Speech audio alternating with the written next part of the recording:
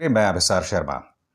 आपको याद है गोवा के एक मिनिस्टर बिश्वजीत राणे ने एक बार कहा था कि मनोहर पारिकर के घर में रफाल को लेकर ऐसे राज हैं कि अगर उनके बेडरूम की राज बाहर आ गए तो मोदी सरकार के लिए मुंह छुपाना मुश्किल हो जाएगा। बिश्वजीत राणे के उस ऑडियो को वायरल किया था कांग्रेस ने। उस वक्त मुझे याद है बिश्वजीत राणे और मनोहर पारिकर जब जिंदा थे, उन्होंने कहा था कि हम इस फर्जी ऑडियो के खिलाफ एफआईआर दर्ज करेंगे। वो दिन है दोस्तों, आज का दिन। अब तक एफआईआर दर्ज नहीं हुआ, उल्टा अब फ्रांस के रास्ते एक और बड़ा धमाका हुआ है, क्योंकि वहां की एक कंपनी मीडिया पार्ट ने यह दावा किया है, और यह दावा कहीं और से नहीं बल्कि फ्रांस की एंटी करप्शन एजेंसी एएफए के हवाले से आया है कि 1 मिलियन यूरोस दिए गए हैं एक भारतीय दलाल सुषेन गुप्ता को, उनकी कंपनी को। मुद्दा क्या है दोस्तों, वो मैं आपको बताऊंगा, मगर उससे पहले जो मैं आपको बतलाना चाहूंगा कि ये वो देश है जहां के प्रधानमंत्री ये दावा करते हैं कि ना खाऊंगा ना खाने दूंगा, न खाता हूं न खाने दूंगा। मगर आपके सामने इतना बड़ा मामला है, ना सुप्रीम कोर्ट को ही लगता है जरूरी कि इस मामले की जांच होनी चाहिए। और जब भारतीय जनता पार्टी से फ्रांस की इस खबर पर प्रतिक्रिया मानी जाती है तो यह शख्स माननीय रविशंकर प्रसाद कहते हैं कि इस मामले की जांच पहले ही सुप्रीम कोर्ट और सीएजी कर चुकी है, इस पर कुछ नहीं होना चाहिए। मैं ये तो समझ सकता हूं रविशंकर प्रसाद कि आप बीजेपी के प्रवक्ता हैं, आप सरकार के प्रवक्ता हैं, आप तो अनिल अंबानी के भी प्रवक्ता हो गए, मगर आप फ्रांस की कंपनी डासो जो हमारा पार्टनर है रफाल में, उसके प्रवक्ता कब से हो गए भाई? इस पर सवाल कोई और नहीं बल्कि एक फ्रांस की मीडिया एजेंसी कर रही है, मीडिया पार्ट, और ये सवाल उठाए जा रहे हैं फ्रांस की एंटी करप्शन एजेंसी एएफए के सवालों के आधार पर। मुद्दा क्या है मेरे दर्शकों को एक एक करके बहुत ही सरल भाषा में आपको समझाने वाला हूं, क्योंकि आपको इसके एक एक बिंदु पर गौर करना पड़ेगा दोस्तों। पहला मुद्दा, फ्रांस के एक पब्लिकेशन ने दावा किया है कि राफेल बनाने वाली फ्रांसीसी कंपनी डासो को भारत में एक बिचौलियों को 1 मिलियन यूरो बतौर गिफ्ट देने पड़े। अब यह बिचौलिया कौन है? आपके स्क्रीन पर दोस्तों यह है सुषेन गुप्ता, और यहां आप देख सकते हैं यह शख्स जो है खड़ा हुआ है सदगुरु के साथ। जी हां, डायमेंशन वाले सदगुरु के साथ। और यही नहीं दोस्तों, यह वो शख्स है जिसे ऑगस्टा वेस्टलैंड मामले में गिरफ्तार भी किया जा चुका है, यानी कि इनकी प्रशस्ति है, इनकी जो तारीफ जो है वो बहुत लंबी है। इसके बाद गौर कीजिए, फ्रांसीसी मीडिया के इस खुलासे के बाद एक बार फिर दोनों देशों में राफाल की डील को लेकर सवाल खड़े होने लगे हैं। फ्रांस के पब्लिकेशन मीडिया पार्ट ने अपनी रिपोर्ट में दावा किया है कि 2016 में जब भारत फ्रांस के बीच राफेल लड़ाकू विमान को लेकर समझौता हुआ, उसके बाद डासो ने भारत में एक बिचौलिए को 1 मिलियन यूरोस की राशि दी थी। साल 2017 में डासो ग्रुप के अकाउंट में जो हैं इतने यूरोस गिफ्ट टू क्लाइंट्स के तौर पर ट्रांसफर हुए थे। गिफ्ट टू क्लाइंट के तौर पर, यह किसी और ने नहीं बल्कि डासो ने किया। आप यह सवाल जरूर करना चाहेंगे कि यह जो दावा मीडिया पार्ट कर रहा है, दरअसल इसका खुलासा कैसे हुआ? तो इसके लिए मैं आपको इंडिया टुडे ग्रुप के एक आर्टिकल के ये अंश पेश करना चाहूंगा। इस बात का खुलासा तब हुआ जब फ्रांस की एंटी करप्शन एजेंसी एएफए ने दासों के खातों का ऑडिट किया, यानी कि उसकी जांच की। मीडिया पार्ट की रिपोर्ट के मुताबिक खुलासा होने पर डासो ने सफाई में कहा था कि इन पैसों का इस्तेमाल राफेल लड़ाकू विमान के 50 बड़े मॉडल्स बनाने में हुआ था, लेकिन ऐसे कोई मॉडल्स बने ही नहीं थे। फ्रांसीसी रिपोर्ट का दावा है कि ऑडिट में यह बात सामने आने के बाद एजेंसी ने कोई एक्शन नहीं लिया, जो फ्रांस के राजनेताओं और जस्टिस सिस्टम की मिलीभगत को भी दिखाई देता है। कार्यक्रम की शुरुआत में मैंने वो शख्स आपको दिखाया, सुषेन गुप्ता। इस मामले का भारतीय लिंक क्या है, यह भी अब आपको ध्यान से सुनना पड़ेगा। रिपोर्ट में कहा गया है कि भारतीय कंपनी डेफसिस सॉल्यूशंस के इनवॉइस में दिखाया गया है कि जो 50 मॉडल तैयार हुए उसकी आधी राशि उन्हें दी थी। हर एक मॉडल की कीमत करीब 20,000 यूरो से अधिक थी। हालांकि सभी आरोपों का डासो ग्रुप के पास कोई जवाब नहीं था और उसने ऑडिट एजेंसी के जवाब नहीं दिए। साथ ही डासो यह भी नहीं बता सका कि आखिर उसने यह गिफ्ट की राशि किसे और क्यों दी थी, जिस भारतीय कंपनी का नाम इस रिपोर्ट में लिया गया है उसका पहले भी विवादों से नाता रहा है। रिपोर्ट के मुताबिक कंपनी का मालिक सुषेन गुप्ता पहले ऑगस्टा वेस्टलैंड घोटाले के केस में जेल जा चुका है। वो सुषेन गुप्ता जो एक बार फिर आप अपने स्क्रीन पर देख रहे हैं। आपको खुद से सवाल पूछना पड़ेगा दोस्तों कि आखिर भारतीय जनता पार्टी डासों की प्रवक्ता क्यों बनी हुई है? आखिर क्यों रविशंकर प्रसाद ये कह रहे हैं इस मामले की जांच करने की जरूरत नहीं है, सुप्रीम कोर्ट ऑलरेडी इसकी जांच कर चुका है।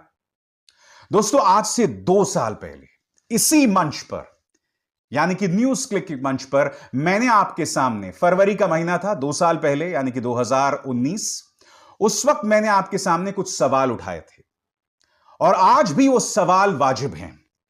वो सवाल क्या है दोस्तों, एक एक करके। सबसे पहले मैं आपको बतलाना चाहूंगा, दिखाना चाहूंगा गोवा के मिनिस्टर विश्वजीत राणे की एक पत्रकार के साथ हुई बातचीत, जिसमें वो कह रहा है कि मनोहर पारिकर के बेडरूम में रफाल को लेकर कुछ ऐसे सीक्रेट्स हैं, कुछ ऐसी गुप्त बातें हैं और इसके चलते मोदी सरकार इनसे कभी पंगे नहीं ले सकती।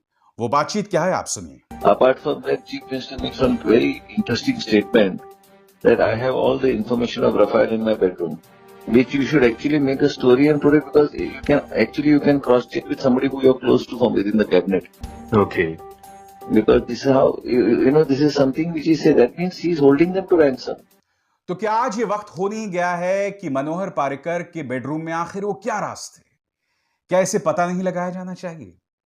और बात यहां नहीं रुकती है दोस्तों, और बार बार दोस्तों, जैसे ही मोदी सरकार इस मामले में शामिल होती है, सबसे पहले तो क्या होता है, विमान की कीमतें जो हैं वो 3 गुना बढ़ जाती हैं और जितने विमान हमें लेने होते हैं वो भी 1/3 कम हो जाते हैं। मैं आपको बतलाने वाला हूं कि आज से 2 साल पहले मैंने शो किया था जिसमें मैंने आपको बताया था कि मोदी सरकार इस मामले में किस तरह से दखल दे रही है, बावजूद इसके कि रक्षा मंत्रालय के कुछ अधिकारी कह रहे थे कि प्रधानमंत्री कार्यालय को इसमें दखल नहीं देना चाहिए। आज से 2 साल पहले का मेरा शो है, इसका यह अंश देखिए दोस्तों। सबसे पहले तो हम पैरा 5 का रुख करना चाहेंगे जो हिंदू की रिपोर्ट में है।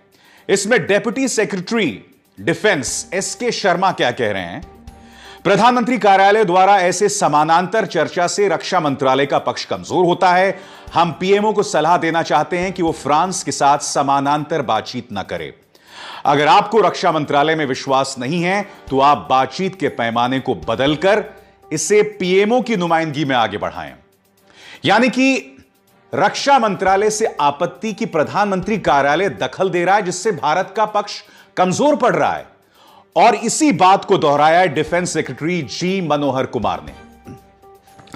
मनोहर कुमार कहते हैं रक्षा मंत्री उस वक्त पर्रिकर थे, इस पर ध्यान दें क्योंकि इससे हमारी वार्ता की क्षमता, नेगोशिएशन पावर पर असर पड़ता है। यानी कि 2 लोग रक्षा मंत्रालय से कह रहे हैं कि प्रधानमंत्री कार्यालय दखल दे रहा है। क्यों दे रहा है, रहस्यमय तरीके से दखल दे रहा है, इसकी वजह क्या है, और ऐसा प्रधानमंत्री कार्यालय ना करे, और अगर उन्हें दखल देना है तो आप ही नुमाइंदगी करो भाई बातचीत की। इसके जवाब में अब हिंदू ने दरअसल यहां तक दिखाया था, उसके नीचे जो पक्ष है वो बाद में आता है और इसे एएनआई ने छापा है। मगर इससे मामला बदल नहीं जाता है। पर्रिकर इसमें क्या कहते हैं, मनोहर पर्रिकर कहते हैं कि प्रधानमंत्री कार्यालय, ऐसा लगता है कि पीएमओ और फ्रांस सरकार इस वार्ता पर नजर रखे हुए थी जो शिखर सम्मेलन का परिणाम थी। पैरा 5 ओवर रिएक्शन है, जरूरत से ज्यादा दी गई प्रतिक्रिया है। रक्षा सचिव प्रधानमंत्री कार्यालय में उनके निजी सचिव के साथ मामले को सुलझाएं। यानी कि मनोहर पर्रिकर कह रहे हैं कि भाई आप प्रधानमंत्री कार्यालय से इस मामले को सुलझाएं। यानी कि मोदी सरकार ने जो सुप्रीम कोर्ट को कहा था, गलत बयानी की थी कि प्रधानमंत्री कार्यालय इस बातचीत में शामिल नहीं है। अब आप कहेंगे कि दिक्कत क्या अगर प्रधानमंत्री कार्यालय इसमें शामिल हो गया है? इसमें 2 दिक्कतें हैं दोस्तों, इसमें बहुत ध्यान से सुनना होगा मैं आपको क्या कह रहा हूं। दिक्कत नंबर 1, यह नाम अनिल अंबानी।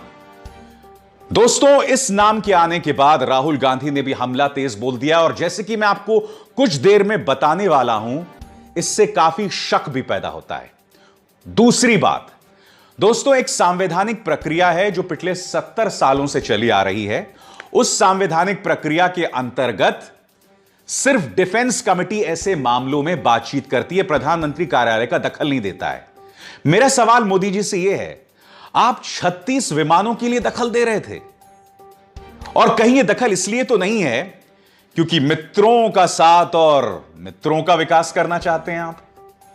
ये मित्र आपके अनिल जी, आपको यह समझना पड़ेगा कि रक्षा मंत्रालय के अधिकारी आखिर ये ऐसा क्यों कह रहे थे। ऐसा इसलिए कह रहे थे क्योंकि पिछले 70 सालों से, जैसे कि मैंने बताया, जब भी रक्षा समझौते होते हैं तो उसमें डिफेंस कमेटी ही शामिल होती है, कोई और शामिल नहीं होता है। प्रधानमंत्री कार्यालय शामिल नहीं होता है, कोई पॉलिटिकल पार्टी शामिल नहीं होती है। यहां पर क्या हो रहा है दोस्तों, जैसा कि मैंने आपको बतलाया, रिपोर्ट्स के आधार पर, दस्तावेज के आधार पर, कि प्रधानमंत्री कार्यालय का दखल था। आखिर क्यों प्रधानमंत्री कार्यालय दखल दे रहा था? क्या आपको यह सवाल नहीं उठाना चाहिए? और अब भी जो ताजा प्रतिक्रिया आई है, जिसको लेकर कांग्रेस ने घेरा है सरकार को, इस मामले में क्या हो रहा है? रविशंकर प्रसाद जो हैं वो डासो के प्रवक्ता बने हुए हैं। यह अपने आप को आपको बहुत ही विचलित करने वाली चीज नहीं लगती है? क्योंकि यह वो सरकार है जो न खाऊंगा न खाने दूंगा की बात करती है। न खाता हूं न खाने दूंगा। यहां सीएजी रिपोर्ट्स भी नहीं होते हैं, किसी की ऑडिट भी सलीके से नहीं होती है, इसलिए भ्रष्टाचार भी कभी सामने नहीं आता है। लोकपाल बिल लाया जाए, अन्ना आंदोलन पर सवार होके ये पॉलिटिकल पार्टी सत्ता में आई थी, मगर आज लोकपाल कहां है? क्या आपने कभी खुद से सवाल किया? मगर मैं जानता हूं कि आपके जहन में कुछ सवाल होंगे कि अब आखिर आगे क्या।